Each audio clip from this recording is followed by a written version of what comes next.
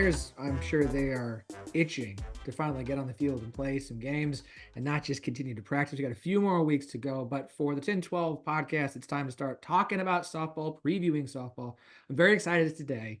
On our list of coaches we didn't get last year, we got most of the Big 12 coaches, both at the time, current and future. One of them we didn't get was Texas Tech head coach, Coach Snider. And I am thrilled that we're going to kick off this season by welcoming him to the show. Coach Snider, welcome. Well, thank you so much for having me on. I'm excited to be here and excited to talk some softball with you guys. And sorry you missed me last year. I must have been hiding or something. There's no telling how we crossed paths or didn't cross paths. So excited that we can connect on this today. Year one, you got a lot to figure out, a lot to learn, a lot to kind of deal with. It's understandable. You're a busy guy. You got a lot going on. Yeah, first time head coach, that's for sure. That was probably chapter 56 on things that maybe I would have done differently as a head coach first year. I'll start with this then. Like, what do you feel like from as a first-time head coach after your first season? What are some of the biggest things you feel like you've learned as a head coach after 1 year?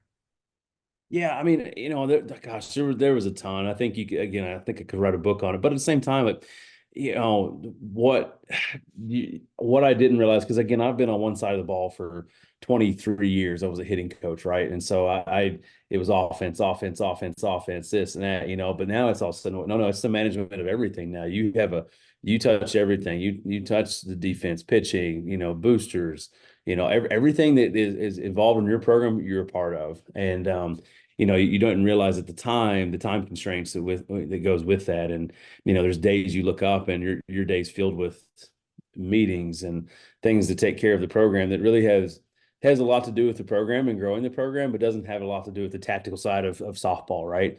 And that's always been my life, has been the tactical side. And so the management of that was definitely a change for me, and something I enjoy. I've really enjoyed that piece, but there are days that I think, man, I would just love to be back in the cages all day and hanging out with the hitters, but that's not the case anymore. Coaching is the fun part. The rest of it's just, the things that they pay you for, right? And but then those are the things that mean the most sometimes too. So you got to really pay attention to those details. And I think as college athletics change, I mean, more and more keeps getting added to the role for head coach, as far as, that CEO role we talk about with football all the time. Of now you've got NIL and you've got transfer portal and you've got different philosophies on roster management, because it's not just about getting these kids out of high school to come to your team. Like, it is interesting being a first time head coach. It's kind of like, to me, like growing up in the smartphone era. Like, you don't remember the time beforehand. You have been coaching during the time beforehand, obviously, but like as a head coach in this area, do you feel like you were better suited to handle some of the challenges that coaches are dealing with now, having kind of come up in that time period, as opposed to having done it one way for so long and having to deal with all this change? Yeah, I mean, yes and no. I mean, I think I think it's ever evolving, and I talk about this a lot with with other coaches, whenever I speak and stuff. Like, the generation of kids are always different, right? Like how you were raised was different than how your parents were raised, and how your parents were raised were different than how their parents were raised. Like, we continue to evolve, and I think in coaching that's kind of the same way. The rules are ever changing, right? The landscape of the NCAA and NIL, it's ever changing. So we have to learn to adapt, and you're kind of drawing your own maps as you move on, right? Like, we want to be able to kind of fall back on things that we know and do that. And a lot of things you can, but then there's so many other things. It's like, well, okay, and this is uncharted water for us. And I definitely feel that way since COVID. I think we've all, as an industry, and all coaching professions have had to operate differently, look at things differently, manage rosters differently, manage kids differently. It's changing for sure. And what we're talking about right now will probably change by the time next year happens. I mean, there's just more rules going to be put in place or less rules put in place. And so you just continue to evolve with that. And but I think that's what makes a great coach or a head coach, is like, you are adaptable and you can evolve with the times and continue to maneuver through the challenges, of the newness. Yeah, they say the only constant is change, so I think that continues to apply each and every year. You mentioned hitting coach. Let's talk about this team. You come from an offensive background, and this team was a lot of fun to watch last year because of how much offense there was. Ton of runs, ton of home runs, a lot of excitement. Three of your biggest hitters, I think, from last season are gone. Peyton Blythe, Mackenzie Herzog, Ellie Bailey are all gone. That's a lot of production to replace. That's 108 RBI and 32 home runs. Where do you see on this roster those runs, those hits, those home runs coming from? Yeah, I mean, those three were just integral parts, right? And it was so cool to see Ellie Bailey do it, what she did as her senior year, to hit 16 home runs. And, I think the prior year she had two. And so she really got to grow up in the system as grading. Obviously, Mackenzie Herzog, had the honor to coach, her for many years. And to see her be a part of our program, it was incredible and a big loss for us. And then Peyton Blythe, I mean, Peyton came in and like just adapted to what we're doing and had a phenomenal year for us. And that's a lot of production. It is, and I think as we talked about evolving, it's funny last year going into the season, we didn't know what the identity would be, right? We didn't know that was this a doubles team, was a home run team, was this a base running team? We got to play small ball, we got to manufacture. How do we do this? And it kind of evolved into a team that it was going to be a high slug team, right? It was going to be losing the ball over the fence. It was going to be doubles. It was, that was what it kind of became. And so I go into this year, and I don't know if it's about replacing it. It's about, okay, how do we score those runs again, right? And so how do we put ourselves in a position to score those runs? So it may look different this year, right? It may look different than we're a big double teams or home run team. We may be more a manufacturer team and have to really situationally hit and run bases. I think each team continues to evolve, and I think that's what makes a really good hitting coach. It's not always the cut and dry. This is what we're going to do. It's like, well, no, this is the personnel we have this year. This is some things we can do differently to probably score more runs. Let's go that route. And so, I don't know. Going into this year, I'd love to have that kind of piece again. And I think we're going to have some kids that have really developed, which I'm excited about, and some youth coming in that I'm excited about. But, again, it could be completely different than last year. So it's not really about replacing as much as just really being able to evaluate what you have right now and how does that fit the mold of scoring more runs. One player you do bring back who is huge for this program is Kaylee Wyckoff, who had an incredible freshman season. I mean, I don't want to like she came out of nowhere for all of the fans outside of Texas Tech. I'm sure you saw the potential when you got her there in Lubbock. Having her back, a lot of excitement about her, a lot of anticipation for what she'll do this year. Where do you see she has grown the most from last year heading into this season? I mean, I think the maturity factor, right? I mean, as a freshman, it's always going to be a roller coaster ride. And her fall of her freshman year, what was that for her? And she struggled a lot in the fall, which is always kind of a good thing for a freshman because they have to figure out the failure piece. Because when you get to this level, you're going to fail. It's just a matter of when and how, right? And so, and so for her, she got to figure that piece out, and then goes out into the spring and just has a phenomenal season, right? And now the next piece is like, okay, because a lot of the questions are going to be, how do you follow that up? How do you do those things? And we've sat down and we've really talked about that a lot. And it's not really about following it up. It's about staying present and continuing your process of, what got you to that point, right? And so I've seen a lot of maturity out of her this fall and this spring, and I'm excited to see what she can do. She's what a talented ball player and a talented hitter and catcher, and so she's a great addition to our program. There's no doubt. You feel like she's ready to handle that pressure that's now going to be put on her in her second year with coming back with the role she's going to have and the anticipation for her? I do. I do. Again, we've had a lot of conversations about that because that's not an easy thing, right? Success leaves clues, but success can also be a detriment too. If you don't handle that right. And so, just exactly what I've told her before, it's that what you did last year is exactly last year, right? It's about right now. It's about because people are going to try to pitch you different, right? Your name's now circled on that scouting report. They're going to try to get you out, so they're going to pitch you tougher. They're going to pitch around you more. There's going to be a lot of different ways to do it. And so you don't have to reinvent yourself. You just need to be ready to go in that battle. And again, just continue to stay present and adaptable as we move through this. Let's talk about the mound. Obviously, last year you used a lot of arms. I think it was one of the Oklahoma games. I think you threw like six different pitchers into one game. Just like it was a pitcher every inning. Just it was a fun strategy to watch to see how that played out. I mean, seven different pitchers threw in double-digit games. You had eight pitchers in total for the season. Gone is Kendall Fritz. Gone is Erna Garland. Gone is McKinney Herzog. And then Morgan Hornback is also gone, but she's now on staff this season. So if Do you plan to use that high number of arms again this season? And if so, who's going to step up and fill the innings that are lost with the players who are gone? Yeah, for sure. I mean, there's a big gap to fill, especially losing those arms for us last year. But I think, we look at the landscape of softball right now.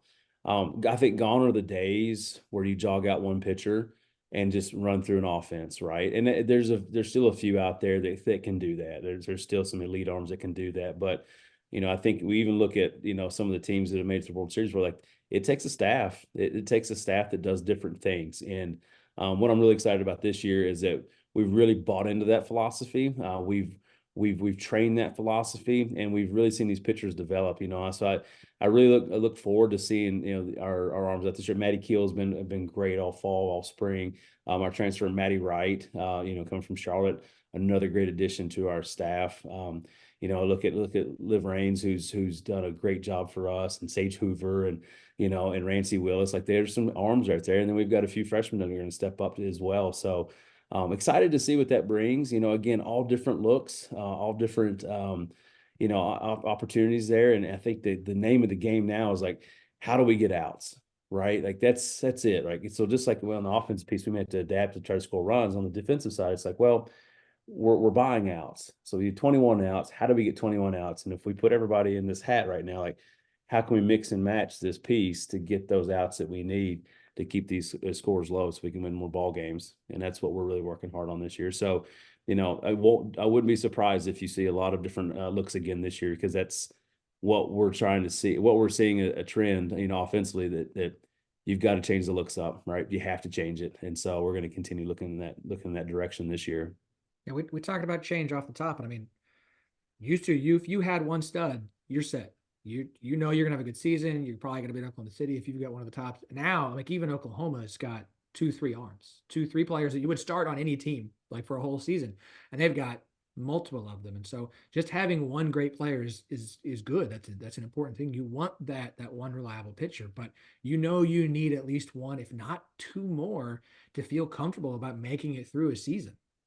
No doubt, no doubt. And again, those horses, they're a dime a dozen now, and they're out there and they can do some things. And not to say that, other pitchers can't make it a 7 inning game, because there's always going to be those games where you just, hey, you're feeling it, you're doing great, things are going your way. You roll with that, but you start to really look at how offensive change, you got to change looks, right?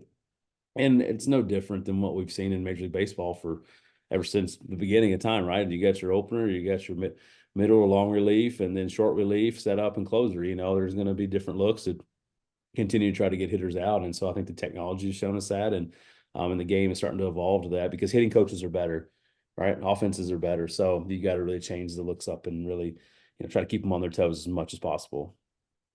I am a schedule junkie. I care way too much about paying attention to RPI and who you played and who's on the schedule and matchups. It's gonna be different this year in the Big 12. Usually you had about 6 weeks of non-conference you had to fill. Now with a 10-team conference, everybody's playing everybody. We got a full round robin, which is awesome. We can talk about that in a minute.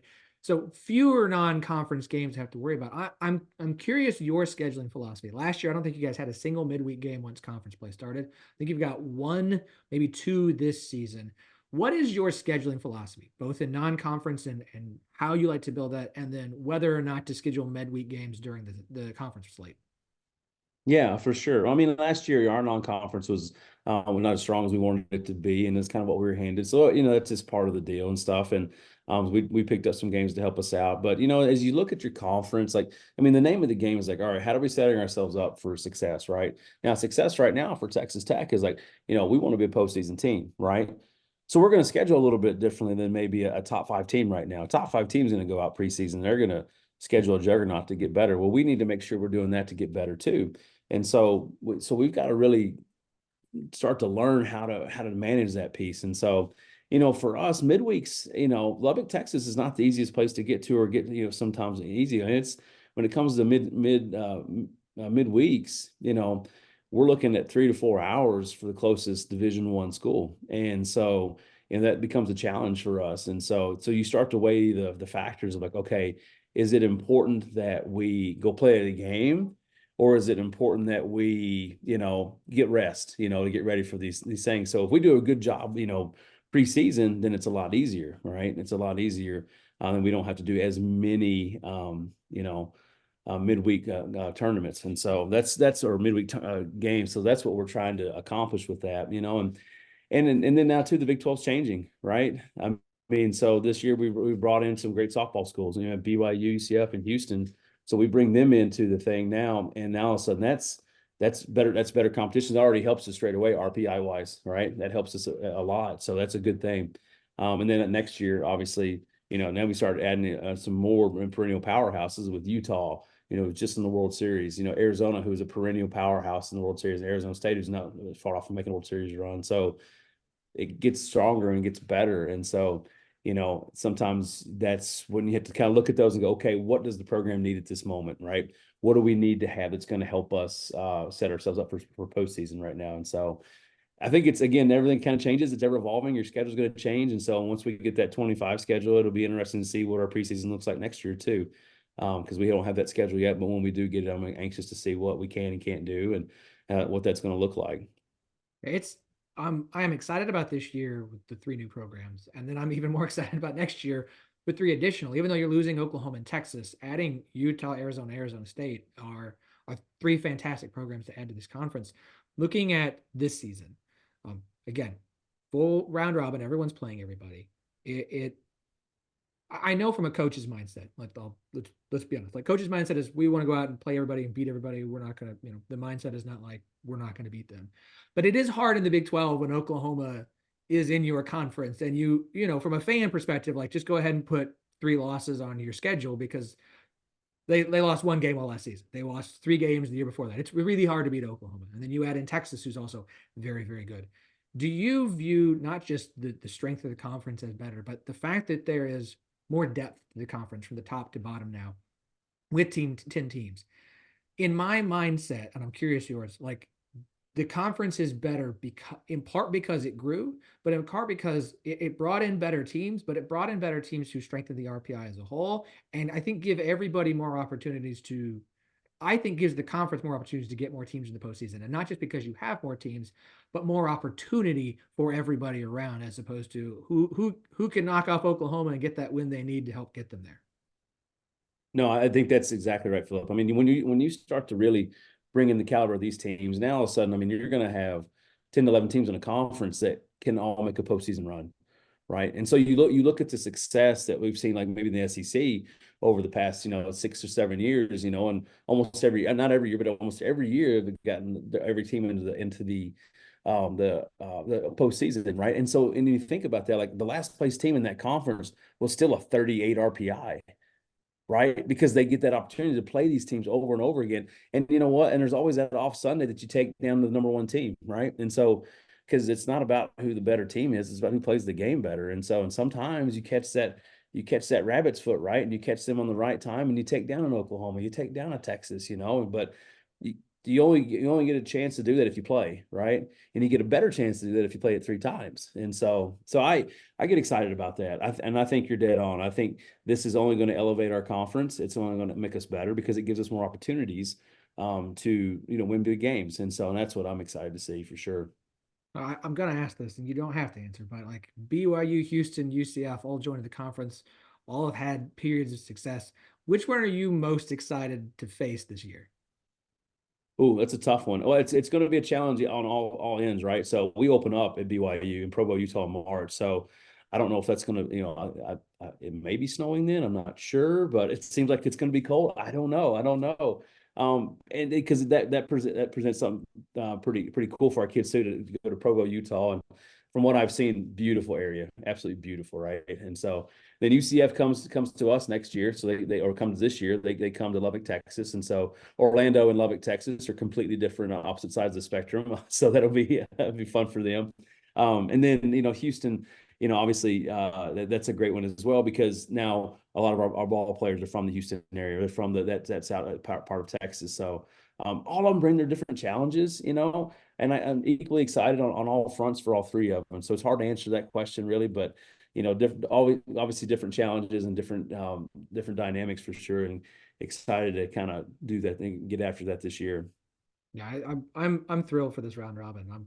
I'm curious if they'll keep the round robin next year. We don't know. Once you have 11 teams in the conference and you play 10 Yeah. full conference weekends, if we're going to take one up, I'm curious what the Big 12's thinking there. I'll be excited to see it. I want to wrap with two last things and kind of talk about the future of this Texas Tech program. You signed the number 2 rated 2024 recruiting class according to Extra Inning Softball. Now that means everyone gets confused, like 24 they're here this year. No, they will come in the fall of 24 and be part of the 2025 schedule. It always throws me off with signing classes and seasons and so on and so forth. But you signed what is the number 2 rated class according to Extra Inning Softball. That is absolutely fantastic.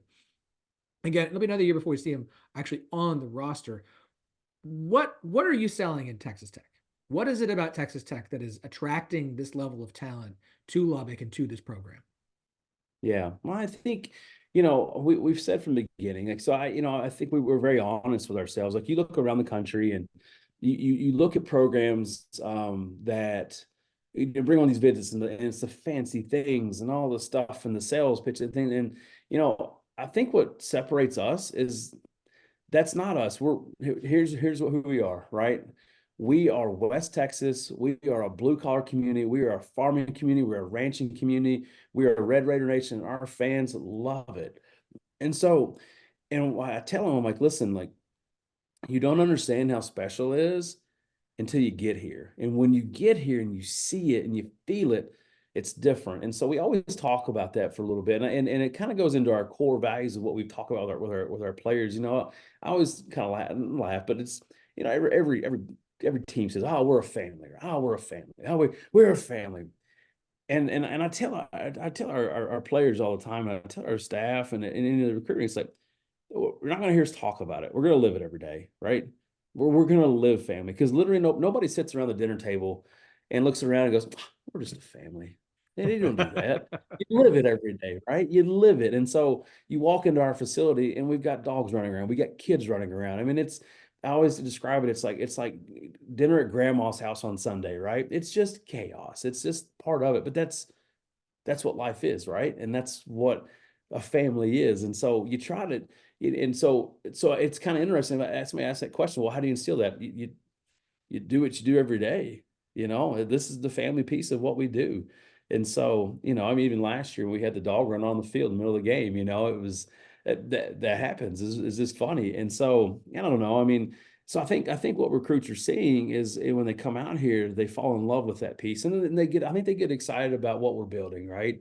From a facility standpoint and just a softball standpoint. Like, this is a place you can win, and you can win and do a great job. And oh, by the way, you get to do it in a great conference. And so, so I don't know. And now that the Big 12 has such a big thumbprint from East Coast to West Coast, it just expands what we can do, because you get to play at home, you get to see it, you're on TV. And so I think Commissioner Yormark has done a phenomenal job of that as well. But, this is a place for great ball players to come, and I think they're starting to realize that. That class that we signed is very special. I'm excited for them when they get here on here next fall. And so I think it's going to be a competitive class that, is really going to set the mark for Texas Tech softball and where we're headed. All right, I got to end on this. Explain to me the tumbleweed contest. So yeah, I've been getting this question a lot. So it's so funny. As anything sometimes starts. Like last year, I mean, we're all new to West Texas, right? And I always tell people, like, if you're not from Texas, like, you think it's cowboys and tumbleweeds and ranches and like that. That's what you think if you're not from the state, right? And honestly, 95% of that state is not that, right? It's not that. You go to these metroplexes and stuff. That's not it. Well, we are that. That's what Lubbock is. We are that, right? And so tumbleweeds are a thing in the spring. I mean, they take off, and I mean, I was as shocked as anybody. So last year, to have some fun, we were really kind of in that segment of like, hey, let's be all in for the program, right? So on a Friday, I said, hey, ladies, all weekend, I want you to find the biggest tumbleweed you can find and bring it to the field. We'll have an award for as the biggest tumbleweed, right? So we bring it in. And Katie Wyckoff won it the first year. So it brings this just massive, huge tumbleweed in, right?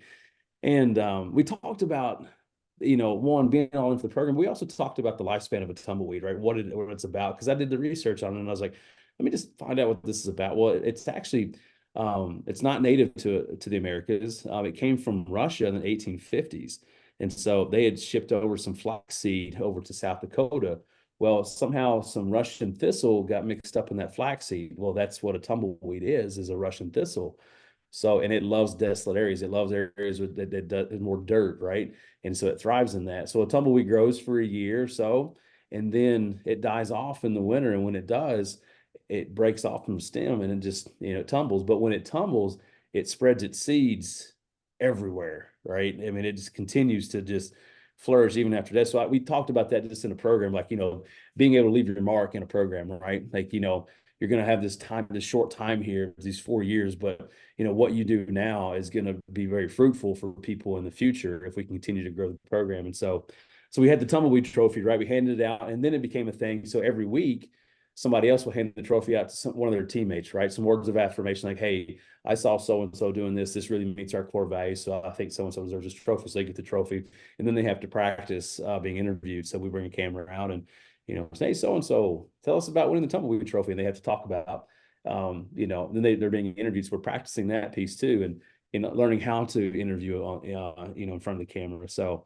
there's a lot of cool things that it checks the box for. But then it became this thing. So this year was our second annual tumbleweed contest, and it seems to even gather even more notoriety now. So it'll be continue to be a thing, and I think we're actually releasing too some funny spoof videos are coming up. We're going to do a kind of a between the ferns type spoof, but it's going to be between the tumbleweeds. So it should be pretty good, and it should be a good laugh for everybody. Awesome. Well, yeah, the post showed up on social. I'm like, I'm gonna say, why is Texas Tech softball talking about tumbleweeds? Like, okay, this is good. This is the kind of content we need, is fun and engaging stuff. So nice job there. Always love to see something silly turn into something impactful and meaningful, especially to each program. And so it's not Coach Snider. Thank you for the time. Really appreciate it. Good luck to your team this season. We'll be following very closely. Like my hope is like we got like 6 or 7 teams in the Big 12 in the postseason, and so I expect to see you guys there. So Absolutely. come on, Red Absolutely, Phil. Raiders. Thank you so much. Absolutely. I appreciate your time today, and thank you for everything you guys do for our sport. We appreciate you.